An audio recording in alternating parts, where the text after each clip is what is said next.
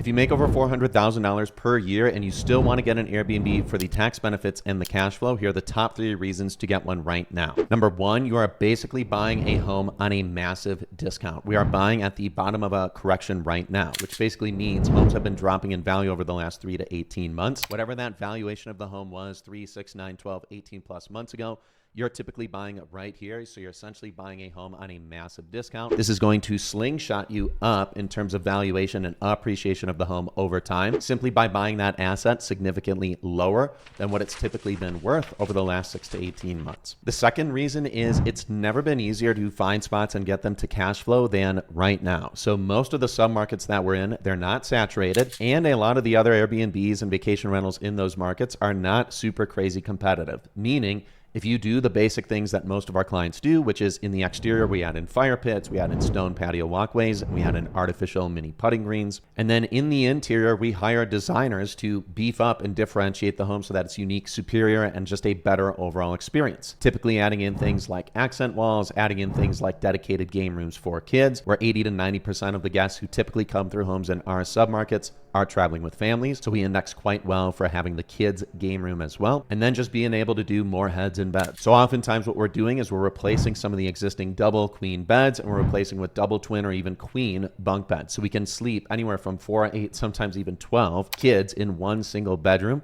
just by having added in multiple additional bunk beds. Third reason is right now you're still able to do this for low money down. So most of our clients do this for around 8 to 15% down payments on average. And then we get massive seller credits coming back to us at close. So what this basically means is we speak directly to sellers as often as possible. We try and either bypass using the agents on deals. There are compliant ways that we can break the relationship between a seller and a listing agent so that there's no commission that a seller even needs to pay. And then we can pass massive savings onto our client in the form of a 15, 25, 35, 45, sometimes even $55,000 seller credit. Or what we can also do is we can still have that conversation with the seller.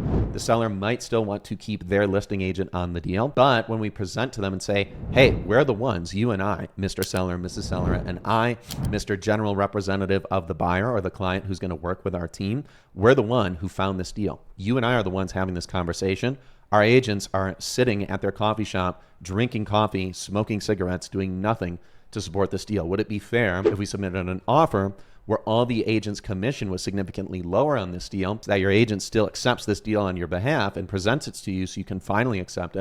And then what we can do is basically save you 30, 40, 50 grand in commission and pass the majority of that over to my buyer so we can actually make this offer work. So at the end of the day, pretty much every single client wants the same thing. Number 1, tax savings. So if we can buy larger deals, max out the tax savings somewhere to the tune of 80, 120, 150,000 net effective tax savings on that deal, and keep the entry into the deal or the total down payment and closing costs as low as possible or as close to that ratio, a 1-to-1 ratio of the net effective tax savings and your total entry into the deal. Then you've essentially acquired a property for free and you're playing this infinite money glitch where every single year you're just doing this over and over and over. Instead of funding an inefficient government with your tax dollars, you're funding your real estate portfolio instead and getting as close to wiping out your tax bill or as much of it as possible. And at the end of the day, 3 to 6 to 9 to 12 months later, every client wants to be cash flow positive. So this is why we're putting in 10, 15, 25, 35, sometimes even $45,000 budget for post-close enhancements, listing off some of the amenities that I already shared, adding those items in, and then kicking everything over to a super competent co-host who has a track record of actually managing properties well in this area.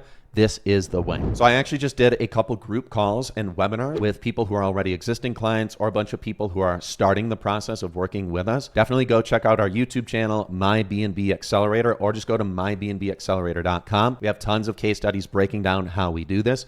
We would love to support you. It is definitely the middle of September right now as I record this video.